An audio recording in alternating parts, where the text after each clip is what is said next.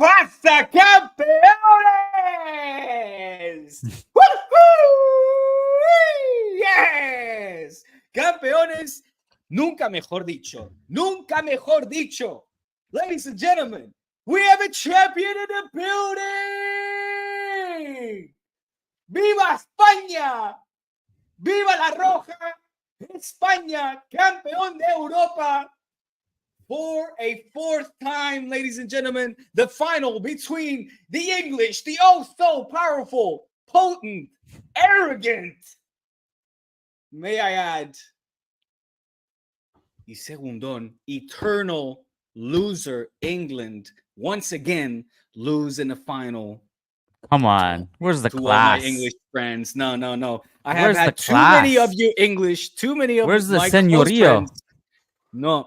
No, I need to hand out some slaps. Ever since the English knocked out Holland, I'm talking to my friends.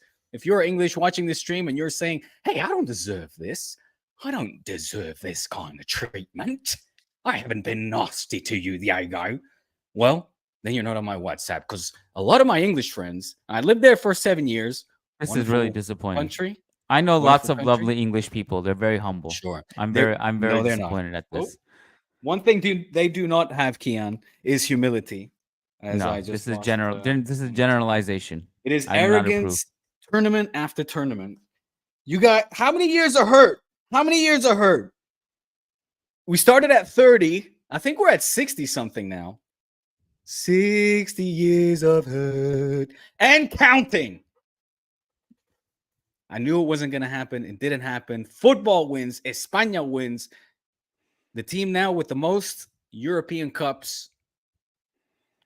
I'm fucking happy, Kian. What a final. I can't wait to dissect this one, get into it. Welcome to CHURROS, the Champions Edition. Something I can't say very often in recent seasons, but I can today. España campeón de Europa, deservedly so, and I couldn't be happier. What's up, Kian? Congratulations, Spain. God forbid if Barca gets good again, because I don't even want to know what you're going to be like. Because I'm going to stand up for my English homies. I have a lot of good English friends. They're very humble. They're very nice. They were very sad yesterday, and I feel sorry for them. So I want to meet some of those humble English. I don't have any of them. Yeah, because for sure there's never ever any weird PR stuff going in the Spanish media about hyping up their own, right?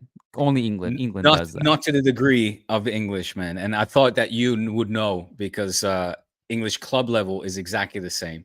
I guess you have a little bit of a short-term memory problem. Whenever it's an English side, even in international club tournaments, it's always the English side digging up the English side. And the arrogance that oozes off of these people is just, it's insufferable is what it is. And I have no problem. Yes, for sure. But when football comes around, the English, they become different people. They become like these football demon hooligans.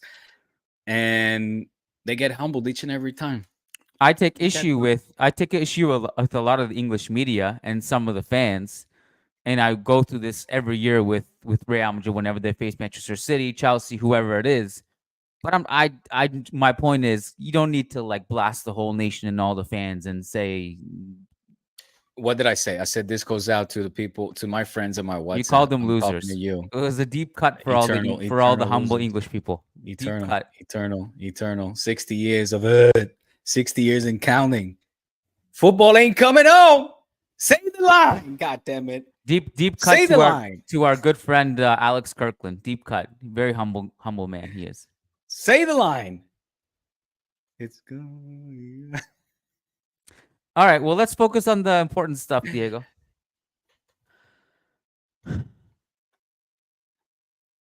This is where I want to start. You seem so salty too, man. You could have been by my side, Kian. You decided to abandon the ship. Look at you now. Look at you now. I didn't abandon ship. There was a time where it was me and you together. I didn't abandon ship. We were riding. We could have been riding off in the horizon, hand in hand, celebrating this together. I was very happy for Spain. My dad was ecstatic. My mother was ecstatic. My sister was ecstatic. Almost everyone in my social circle was very much supporting Spain. I'm happy for them. I was neutral yesterday. I was completely neutral. I leaned towards Bellingham winning it, but I'm also happy for Carvajal and Spain in general. But I wanted to actually reflect, like all everything aside.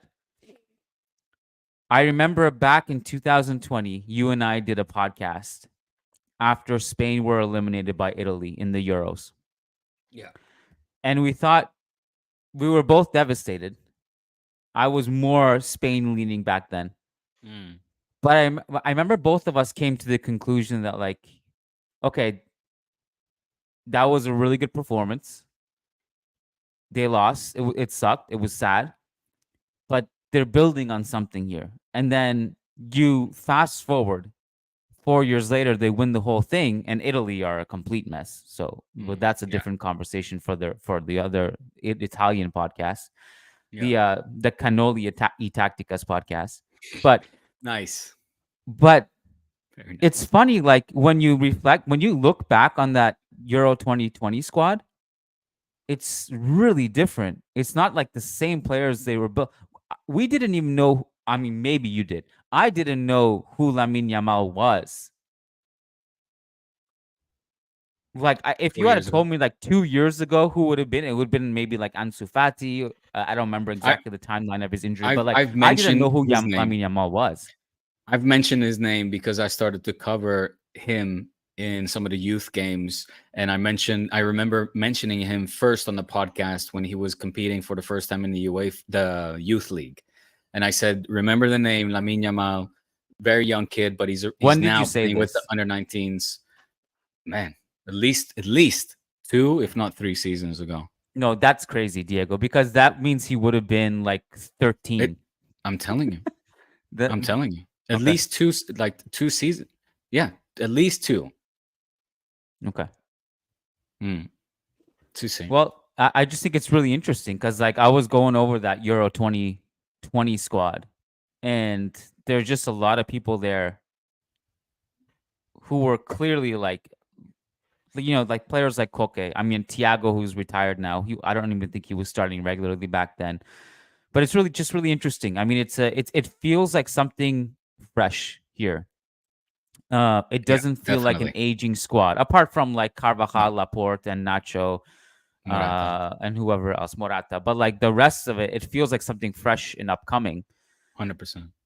I felt, Diego, that it was an inevitability to Spain this tournament. I don't know. Sometimes there's something you can't explain or describe about a team, but you feel it. I felt that this Spain team, in addition to playing well, it felt like there was an inevitability to them, which I think Mm, was confirmed. Like the Oyarzabal goal late, the Mikel Merino goal late, they all came late, and it felt like they just were able to find something deep when they needed to, when the opponent was gaining some momentum. And I just thought it was inevitable that they would win it. Funny enough, I actually felt that way about England to an extent, but not to the well, I was degree I felt that way about Spain. mm. So I was going to say that. I mean, had England won, that would have been the main narrative about this English side, that they had it in them to reach it within themselves and pull out the miracle thanks to some individual brilliance when they have their backs against the wall, right? When they're up against the ropes. Luckily, that didn't happen. And look, I think your Spain, as in like constructive critique, or your let's say your feedback is 100% and it's well placed. It's obviously easier to say that now in hindsight, because I remember when the Spain squad was being selected, there were people within Spain. It's been interesting, this Yeah, how would you call it, this I didn't believe. disembarkment. No, and a lot of people didn't, and it meant so many within Spain. A lot of people in Madrid, obviously, historically here in Catalonia, it's always been the case. uh, the percentages will shift, but also in the Basque country, but particularly from the nation's capital, so many were anti-Spain, right? They were going for France or England, Germany, Portugal, and these players were made fun of, when it was the comparisons were made between Mikel Morino, Dani Olmo, Oyarzabal, an aging Oyarzabal, and Fabian Ruiz even, and compared them to even Rodri, for crying out loud, who had a great season with City. But then, you've heard the media, local media, make the comparisons between the German midfield. They're like, yeah, but they're going to go up against Musiala, Wirtz, Gundogan, and Kroos. France has got Mbappe, Dembele, Griezmann, and who are we going to put out? Dani Olmo, Lamine Yamal, and Nico Williams. I mean, they were so minimized. Nobody really believed that this Spain could actually really do anything, and they saw it as an opportunity to take a dig at this national side. And I've had my fair share of doubts. I've always been on the Spain wagon, but I couldn't be more humbled and happier that Dani Olmo has completely shut my fucking mouth up. When he had to come in for Pedri, I was holding my heart. I was like, I don't think this is going to work. I'm now of the opinion that maybe Dani Olmo is a more suited player for the system that Luis de la Fuente plays in than Pedri. Tiene más llegada. He is more offensively available, capable, perhaps even. I mean, fuck me. Yesterday, he saved the goddamn 2-2, like with his head. Massive play. I thought that was a goal. I was shocked that was didn't a goal. Go in. Yeah. I mean, he's been massive, man. I mean, everybody has been. Rodri's been massive. From scoring the 1-0 against Georgia. We started off losing against Georgia. Rodri scores the equalizer. Mikel Merino scores the winner against Germany. Oyarzabal scores in the final. Dani Olmo, after a beautiful individual play, puts in the 2-1 against France. Who else? Obviously, Lamine Yamal, the cracker against France. The kid, he's provided 4 assists, Kian, and 1 goal. He has produced a goal in every game of the knockout round and the final. Forget the 17-year-old part or the 16 at the time. No player has ever done that. No player has actually ever done that. This kid is playing the lights out, dude. The lights out. And it was always like, oh, look how young, look how young. But now, he's taken over Pelé. He's taken over even your just grown man records, right? Nico Williams, obviously, coming into this tournament where a lot of people are saying, yeah, but who's Nico Williams, really? What has he done at Athletic Club? He's getting a little, he's obviously matured a bit, but I never expected this from Nico Williams. This was insane. This has been an insane performance by Nico Williams. Great goal as well, obviously, in the final. Morata, highly criticized, all kinds of psychological problems. I'm very happy for him as well, because surely I would imagine that this is his final Spain tournament. And I'm certainly of the belief that what Spain is missing, and we can still talk about what it's missing despite the growth that these players still need to go through, but Spain is missing an all-out number 9. We talked about it, right, Kian? We said Torres was the last, proper number 9. This has been the case for like at least half a decade. More. Right. More. Yet Morata was one of the players that showed up, scoring the 1-0 against Croatia. Nico, like I said, England, his international record is very good. Unai Simon stopped the penalty against Croatia. Fabian Ruiz has been unbelievable. Fabian was unreal. Unreal. I mean, making the entire from Germany against Germany in every game. All of these players left detalles, some details, and obviously the entire backline as well. Laporte, Lenormand, Cucurella, the entire nation of Germany has apologized to our beloved Cucu for booing him in the game following against France. For that handball against Germany. Obviously, I think now everybody has come to realize they that apologized. They put out a letter. Apologizing as a nation. I don't know. This was not like an official state letter. This might have been some petition, but who put out the letter? Like some account in Germany? No, Germany fans. Know. Germany fans. Okay. And I mean, Dani Carvajal, obviously. They've all been on fire, man. This team has really come together. And shut everybody up. And I couldn't be happier because I feel like Spain traditionally, Kian, because of the times of the dictatorship and everything, and it's not as like progress has not taken place here as quickly as like the north of Europe. So there's always this sense of this inferiority complex compared to the countries of the north in Europe, right? So especially Germany, England, France, etc. But I'm just happy that these players have managed to instill some pride within themselves, within the nation, those of us that have followed us and have really enjoyed the growth of this team over the course of this tournament. And quite frankly, the only team that has been really worth watching, because it's a worrying sign. I don't want to beat a dead horse again and bring up an old discussion, an old talking point, which Give was some very well love to addressed by Turkey Bielsa. Right, I'll give some love to Turkey, but and Germany. and Germany, and Germany. And But let's Canada. not hope that football is going in the direction where Holland, where France, and where England are taking it currently, because it's the anti-football. And I'm happy football won.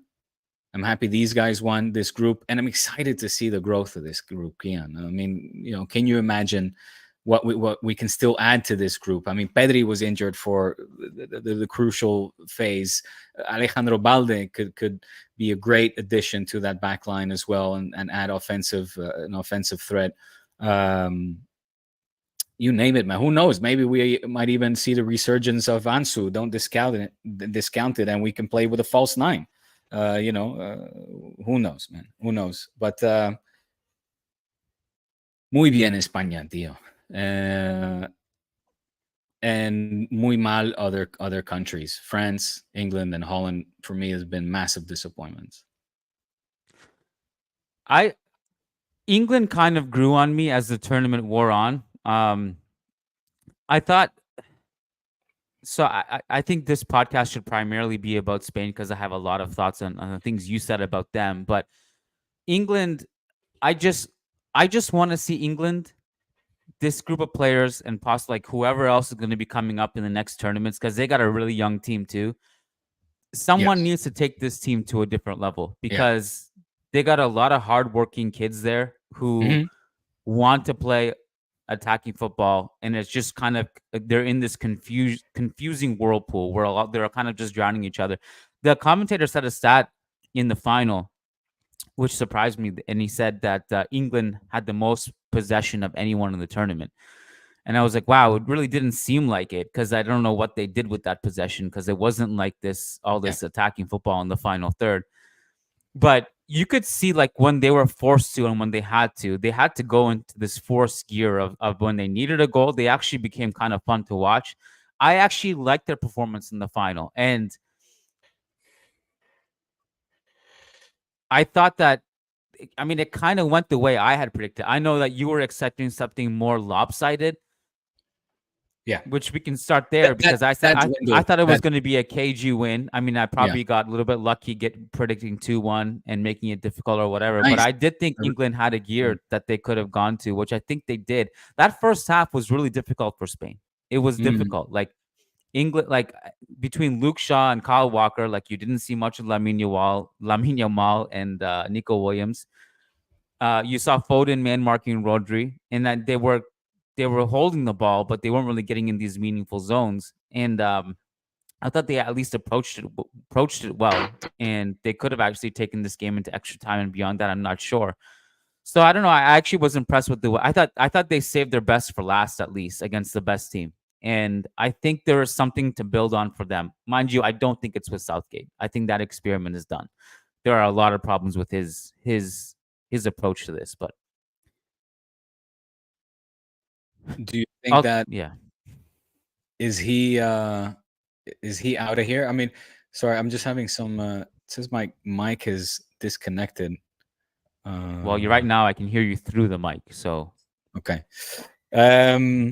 Look, I don't know, man. I was a friend of mine, one of my English friends sent me a article, and it was about England's attack in the Euros, and they ranked 8th when it came to goals, 11th non-penalty goals, 19th when it came to shots, 21st when it came to expected goals, and the XG non-penalty XG was 23rd.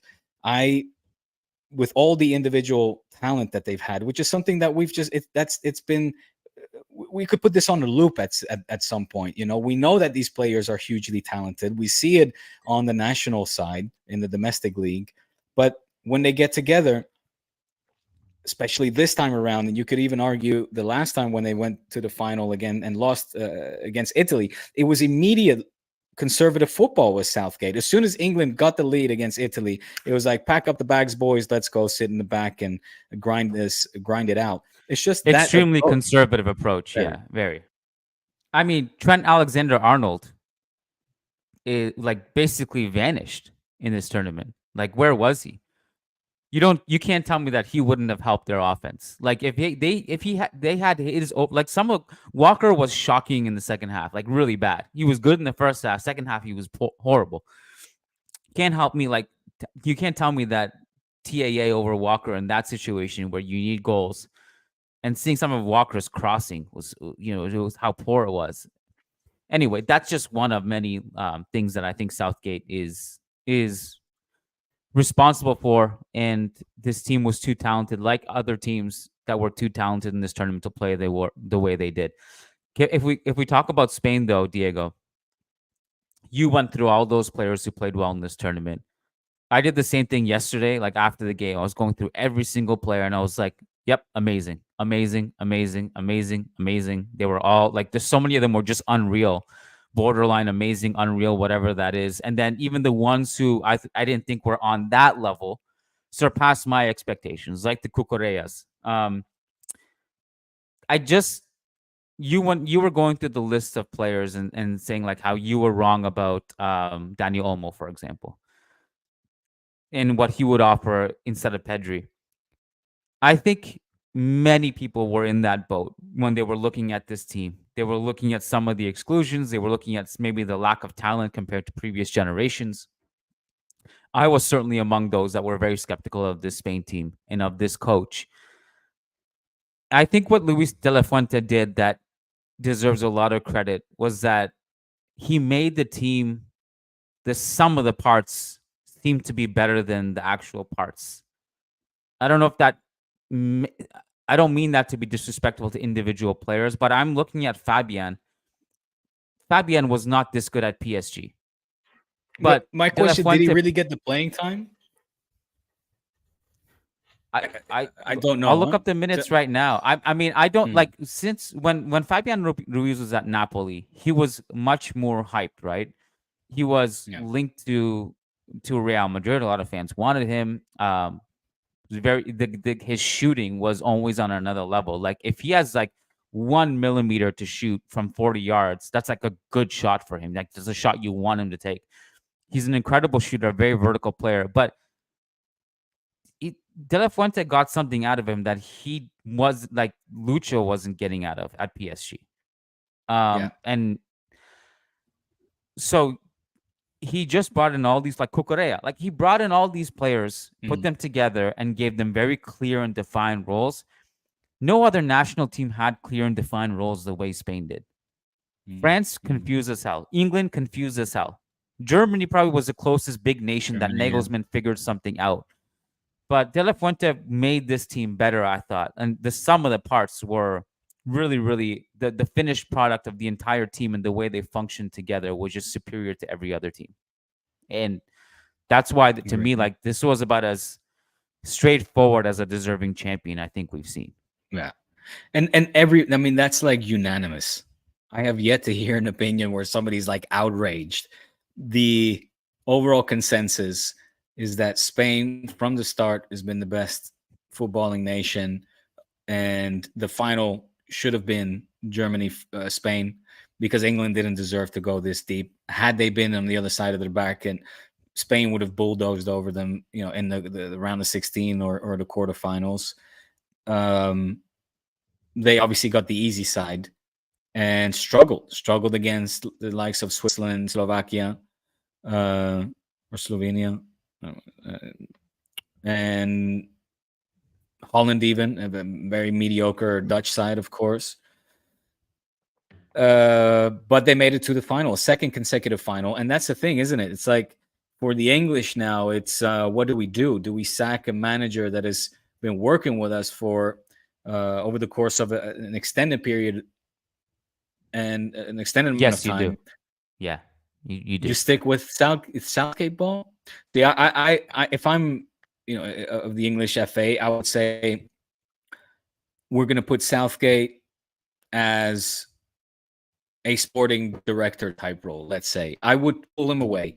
I wouldn't stay with Southgate at this point. I would keep him involved, but not as the manager. I would try to bring something new in, some new blood, somebody with creativity, somebody that dares to get the best out of these, again, very talented players, yada, yada, yada, who themselves must be feeling frustrated as well. I mean, you saw how the English players were, you know, after the defeat, obviously sad, obviously upset, but did they really expect with their brand of football that they were going to beat this like jubilant, this fun, this like, super energetic, dynamic Spain side heading into Yeah. this final? They were the Oh, underdogs against a group of kids, really. Like it's yeah, crazy. Diego, come on. Like What? that doesn't excuse them from being sad for losing a final. Like they're No, gonna be no, but I'm sad. saying, yeah, yeah, but what I'm saying is, are you gonna then offer after this disappointment, offer the same thing for dessert or for your next meal?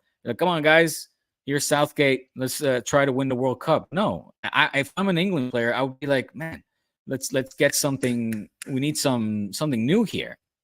And I'm not saying you pull Southgate completely away. There has to be merit in what he has achieved because there's unity amongst that English side. There's a lot of good things, right? I mean, they've had their own psychological issues to deal with for over 60 years and a lot of drama. And look at Saka, for example. I mean, I applaud that guy for stepping up and taking a penalty. That shows guts, that shows personality, character, and growth. But again, to create the point, if I'm an England player, I would want somebody with new ideas, a fresh approach, a brave approach to get the best out of me and my teammates who know are very good football players, but is not translated on the pitch. And the same goes for France, and the same goes for Holland. Of course, I care most about Holland, but Holland, if anything, it's the side with the least talent when we're talking about these three teams. France and England are full of it. You know? Yeah. Yeah, I agree. I agree with the Southgate needs to go part and all of his flaws and mistakes. But to give credit is like, they didn't play that well. They did make it to the final. Where I take issue, I'll push back on this idea that like they shouldn't, they can't seriously expect to beat Spain with their brand of football against a team that played with joy or Okay. whatever. We know that doesn't matter. Like that doesn't matter. Vale. Like I Vale, know vale. that like it matters to some people like the way Right. a team plays, but like Right. Okay. Yes. for a cup it doesn't matter. Like you can play any brand of football and win it. We've seen this before, Right. but Right. I again like I don't. I'd be very interested to know what your thoughts on England's performance in the final actually was. Like irrespective of how they played in the tournament. What did you Mm. think of their performance in the final? Because I know that it wasn't that it was closer than you initially thought it was going to be. Yeah, it was. And my very mm, uh, what's the word? My very optimistic 4-1 started to dwindle and diminish with the passing of each day. I should say that the 4-1 was after the semifinal against Holland, where obviously I was coming off of the back of watching Spain crush France as well. So yeah, I was like, España, o sea, vamos a ganar y por goleada. We're going to win with a goal fest. And that's kind of what I was hoping for as well, because I was disappointed with what I saw from England on the night against Holland as well. Then, as the days passed by, it became a 3-1. Eventually, believe it or not, I can show you my text messages. I opted for a 2-1 win for Spain as well. And that was mainly based because of me probably getting influenced by English media and friends annoying the shit out of me, but also recognizing the talent that this side has, and that these players in any given moment at any given time can spark a moment of brilliance and can stun a defense and this Spanish defense has not, it has not been impenetrable, right? I mean, against France, Mbappe had a great chance to score. There was a factor, a little bit of luck, perhaps, in Spain not conceding certain goals, meaning that you put an English player in that situation, and they're perfectly capable of beating the Spanish defense and an Unai Simon. So I was confident, however, throughout the entirety of the game that this was in ours for the taking. I did. I obviously there were tense moments. Obviously there were moments with the 1-1. There were moments where, I still think generally Spain can highly improve their efficiency, their finishing efficiency. Lamine Yamal had several chances. One Pickford kept out very well, and the other one he kind of shot it right. He centered the ball too much, shot it kind of right at the English goalkeeper. So Spain needs to improve in their finishing as well, and that's alluding now back to the whole having a fit and pure number 9. But I never really felt that the trophy was going to slip away from us. I felt like we could do this. We could do this. Yeah, I did. I think the part where it started to enter my mind is like, so like at halftime, I was like, okay, that was pretty good performance from England. Spain need to come up with solutions, and then they literally immediately in the second half they just took over. And then when Palmer scored, and then England had a little bit of momentum after Palmer's goal, if you remember. Yeah. Yeah. And then I was shocked with that they didn't score that double header chance that Olmo cleared off the line. But yeah, other than that, this was Spain. I didn't have many doubts, to be honest. But yeah, you were before the podcast we recorded on Friday, and you were saying, what's wrong with Bellingham? Can't do anything. What did you think of his performance? I mean, not great. Not from what I saw in the season with him in Madrid, for example. I mean, I thought he was great yesterday. You thought he was great? Yeah. I felt him lose the ball a lot, lose dribbles, lose one-on-ones, getting dispossessed, pushed off the ball. I felt like, don't know. I didn't see that. Spain had him. Okay. I mean, I thought he was the main guy who was. I mean, I thought he was the main guy who was helping escape pressure. He had the assist. Obviously, he had just a lot of great defensive efforts. He had a lot of just incredible touches in tight spaces. I think. Now, was he as great as first half of the season Jude Bellingham? No, but I thought this was his best game of the tournament, which was encouraging to me because this was the final, and I just thought he went to a gear that the team needed of him. But again, this is like he looks up and where's Harry Kane? Is he in the box? Is he on the bench? Is he taking? Were you surprised that Kane was taken off so early? Speaking of, I mean, I didn't know about Rodri's injury. I was quite taken aback by that. I was like, "What's happening here?" Then obviously came around and he had to be subbed off. But maybe the same with Harry Kane. He looked like a shadow of himself. Surely in this tournament, doesn't look like he's probably 100% fit. Yeah, didn't look particularly threatening whatsoever. Kane was brutal. I knew at some point that Watkins sub would happen, but I was a little bit surprised that Southgate did it that early in the second half. Watkins, another one who didn't perform well off the bench. I'm not sure what we expected, but because that goal kind of skewed it, and he was actually a presence in the box. Another assist that Jude should have had. He had an amazing pass to Watkins in the box, and Watkins just fumbled it. I'm surprised at your Bellingham take, but I also feel like maybe you were watching with different color glasses on, so I can't blame you, maybe. But I thought Jude was great. We have a super chat, and we have 10 minutes left in the podcast before I have a meeting. I just want to give you a heads up. Super. Pranav Jadhav says, does Rodri really deserve the Ballon d'Or over Vinny? Is this a real conversation? I don't know where this is coming from, but but I don't know. Man, I hate Ballon d'Oro conversation, man. I'll let you It's answer it. well, the answer is no. Oh, But did I someone was say surprised. this? Is my question. Who said this? I, Who was the question directed towards? You didn't say this. Although, oh no, wait. Now, if I remember, I think you were just joking though. what? Yeah, I asked you if Spain win the Euros, who gets the Ballon d'Or? You said Lamine Yamal, and I said who's number two, and you said Rodri. So maybe it was you, but I think Pranav I misinterpreted the did say that. joke.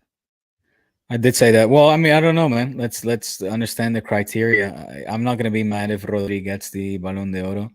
I'm not gonna get mad if Lamine Yamal gets the Ballon d'Oro and the Golden Boy.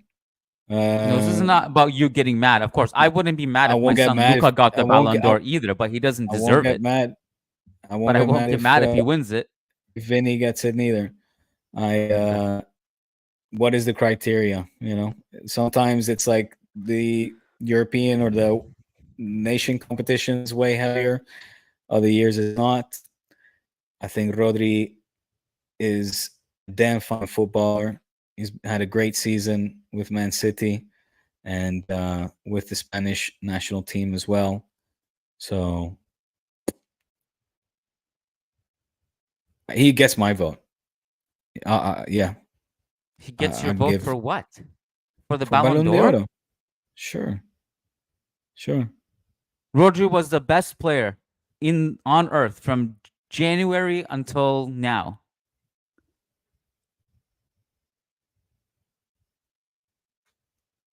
Was he not? I mean, like you've seen Manchester City more than me. I think he's been had a fantastic season with City.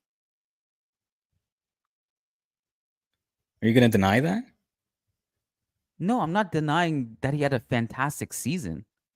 I'm asking a Okay. legitimate question. You think he was the best player in the world from January till now? He wasn't even Spain's best midfielder. Mm, what do you mean? I think so. Fabian was Spain's best midfielder. And then you It's between factor in how Fabian much and Rodri. I would put I tip I the mean, scale a little bit in favor for Rodri. I'm sorry, splitting hairs here, but yeah, in the tournament or overall. in the tournament. In the tournament, Fabian was Spain's best midfielder.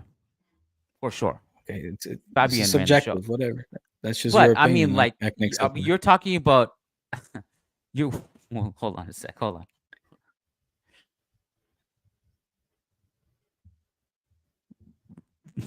Real Madrid had a midfielder, or a winger, who scored in every single Champions League knockout game that he played in. If I'm not mistaken, I think the one against Leipzig, he didn't play in Leipzig, or no, it was Brahim who scored, so he didn't play. He didn't score in that one. Put the team on his back, won the Champions League, was unstoppable in La Liga. You really trying to tell me that Rodri has the high? By the way, if we're talking about Spanish players, Carvajal is ahead of Rodri. Which brings me, I need to re-ask you this question as well. People don't know this. Only our members do. But you said on Friday that Koundé was better than Carvajal. I need to ask you this again. Koundé or Carvajal, Diego? For the Spanish national side, I'll take Carvajal. Oh, yeah, because Koundé is French. That's the answer on the question. We're talking about probably the greatest right back of his generation. Has the only people who have won as many Champions League titles as him is Paco freaking Gento, Luka freaking Modric, Tony freaking Cruz, and Nacho. And he just was amazing in Euro 2024. He's like 30 what? Something. He's aged incredibly well. I think your disregard of Carvajal overall has been disrespectful. Listen, I will would put, if admit. I'm putting a Spanish I'll player, I'm admit. putting I Carvajal will over admit. Rodri. I'll admit, and I hope you're going to admit your bias. I admit that a lot of my opinions on Carvajal are maybe they are largely based on certain things outside of the field, non-sport related matters. I'll just leave it there because I'm So not going to talk politics political now. affiliations. Okay. Uh, And I'll say this: I'll give him his flowers. I thought he was fantastic. It has been uh, bro, a joy. It's I don't been know. a I don't want. reassurance. It I has have been a something to say reassurance. on this, but I don't want to talk It about has been a politics. me neither. It has been a reassurance and a joy to have seen Carvajal in action on the team that I'm supporting. And now that is over, and he's a Real Madrid player once again. And that's that. I think it was for Spain. He was amazing. It was great.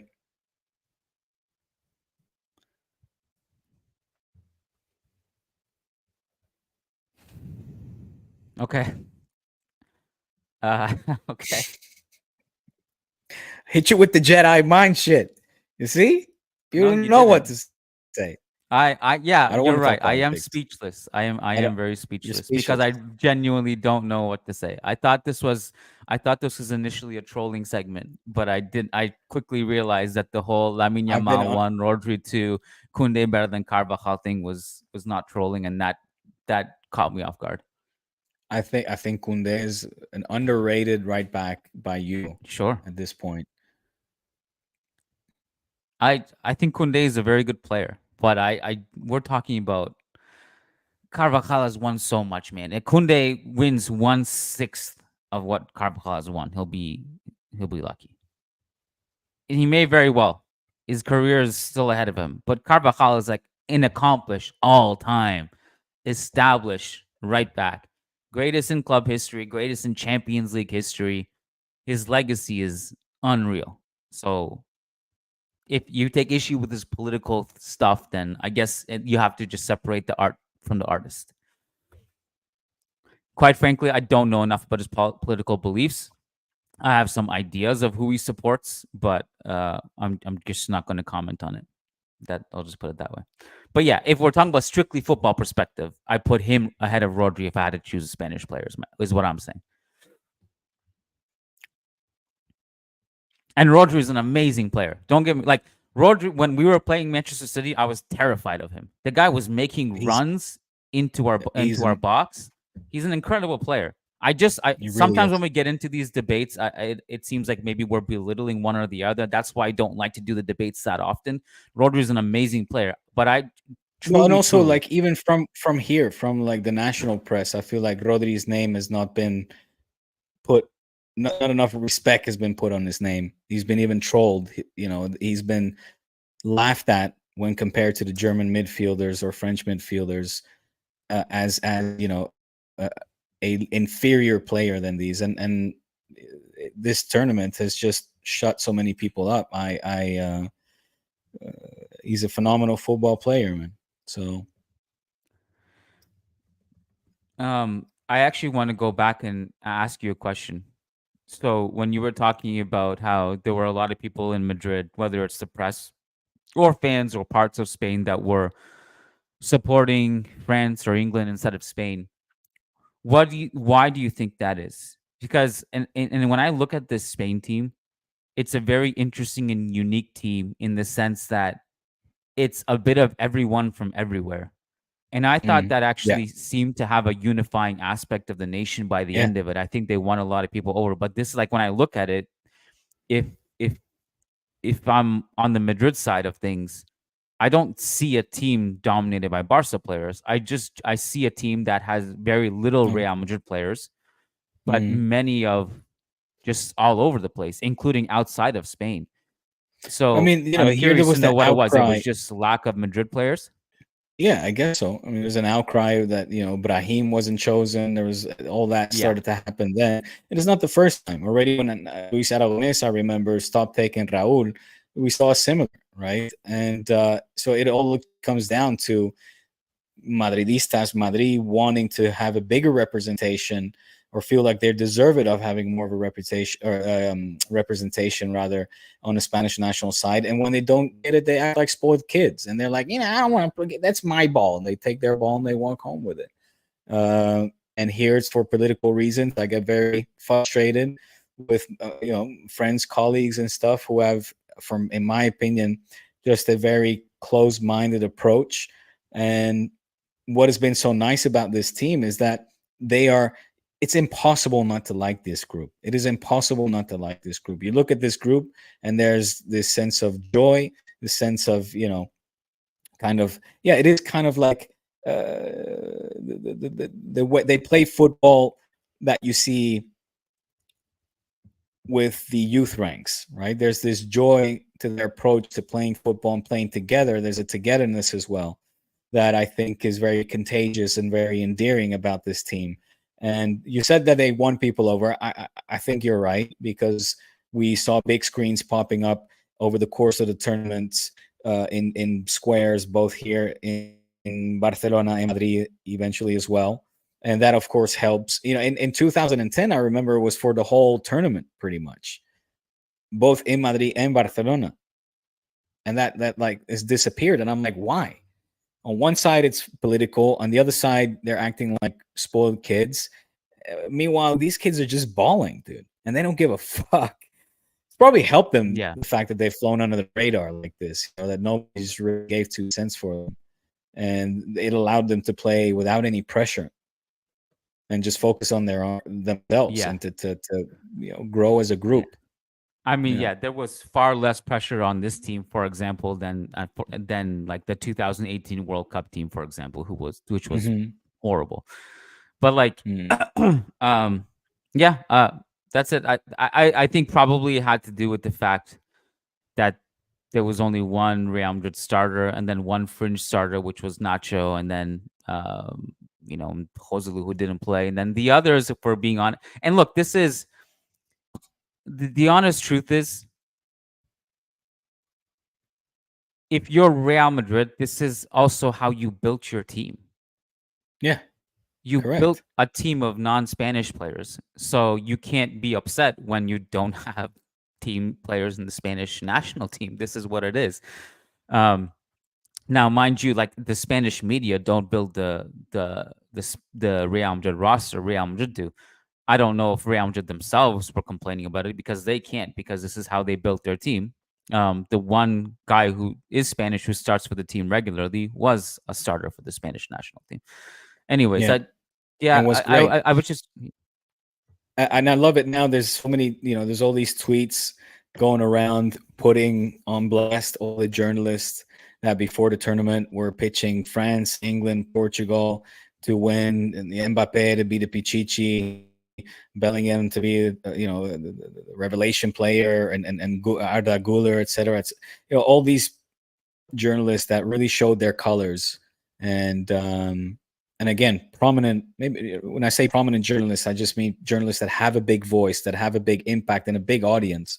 I'm not saying that they are like respectful journalists or journalists that should be taken as a reference point, but um, you big bring name this up journalists. continuously and honestly, because Mm, you know more than me on this subject of the political journalism in Spain. I don't respond because I don't know the answer, but I will just say the people that I speak with when I'm in Spain, the journalists who I really respect, whether it's somebody like Mario Cortagena or Arancha Rodriguez, they were fully supportive of Spain. Um, yeah. Okay. but I just don't. But like the people you speak of, I don't really know, and so I don't. I Right. usually refrain. But I will just say, like,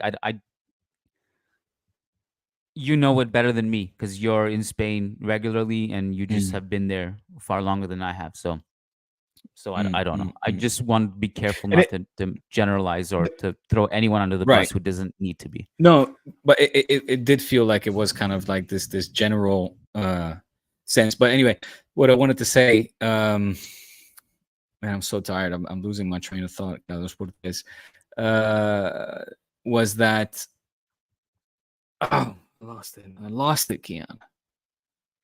Journalists not backing Spain. Oh, su puta madre. I forgot the point. Forgot the point. It's gone, my friend. Mbappe, Pichichi, Bellingham, revelation.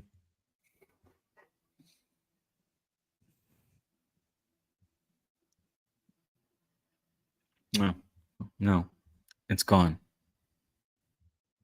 I'm sorry. It's okay. Don't worry. It'll come to you over on You're welcome. patreon.com/churros y tacticas, which was where you'll find Nice Diego and segue. I. Love it. Nice segue. You'll Please find come to Diego and I. Patreon, guys. For Yeah. all of you guys here, I don't know how many people we got watching in the house tonight. I hope you guys are enjoying this show. It's good to be back on the churros.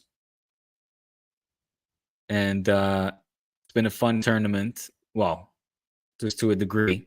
La finalísima now. Spain, Argentina. That should be fun to watch. I think that's When in is that happening? 2025. 2025. Do we have like Yeah. details on that? It's definitely 25. Don't know the month, but anyway, against Messi's Argentina, who of course were crowned Copa America champions in Miami. Didn't watch one game. I have no idea how they played, who played. I saw You need Messi to got just move to injured. the US, bro. Everything you like is in the US. Music, Everything I love basketball, is here in Spain. Messi. Everything is here. I love Barca more than Messi. You know that. At least you could just make it over every couple of years, man. Jesus, catch a game, catch an NBA game. I do. I would love to do that. Have a drink with your boy. NBA. I'm not even in the U.S., but I'll make a trip. It's like a cheap flight to anywhere here. No, you're right. You're right. I have family in the U.S. for crying out loud. My sister and her kiddos, they live in Minnesota. So you see the shit show it is hosting these games. Oh, I thought you were gonna say the shit show politically. What happened over the weekend? Well, that's that's for a different podcast that you and I can talk about that off air. I don't want to talk about it on air, but like, just the organization of the Copa America, the people sneaking into the game last night, which is insane. The state of the pitch, Bielsa's rant, Jesse Marsh's Canada's coach had a rant about it. They're hosting the World Cup soon. They're also hosting the Club World Cup soon.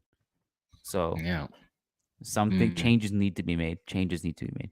And Tebas recently announced that for sure there will be a La Liga game I played missed that there completely.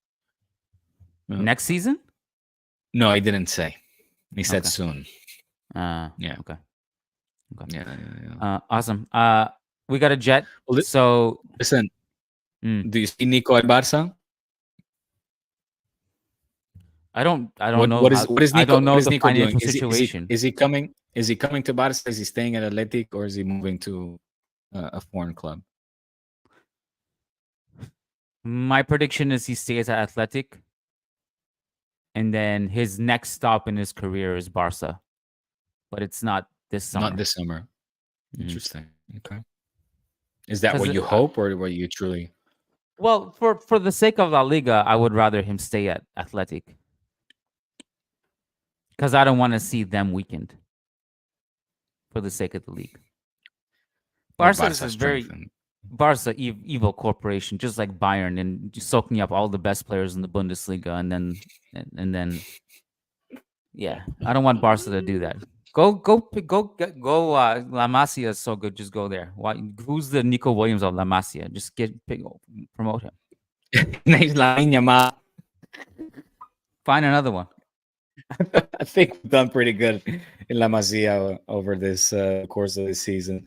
Yeah, I mean, I just don't know I wasn't entirely sure of the financial situation this summer. That's why. Well, it looks. I mean, even Tebas came out and said that the healing of the financial situation is going very well. That Barca could, or looks like they're at the brink of the 1-on-1 ratio. So we'll see. It's exciting. Personally, it's exciting I think you should. I think you should keep João Felix. He's awesome. He's so good. You just keep him. He's better. All right, bro. I gotta go. I'm hoping for an Ansu. Come on, back up forward. Let's hope that I'm still on the Ansu bandwagon, as you can see. Ansu rejuvenation. All right, dude. Yeah, let's see. All right. My friend, Patreon.com. this was enjoyable. Patreon.com/churros y tácticas. Come join us where we really let her rip. Unfiltered, uncut, unscripted. Nothing but raw. Nothing but facts, Raw, opinions. unbaked churros. Unbaked churritos. Thanks, Kian. This was enjoyable, All my right. friend. Great chat, gonna man. crash Congrats now. on Spain. All right, man. Thank you. Take care, buddy. Peace. Peace.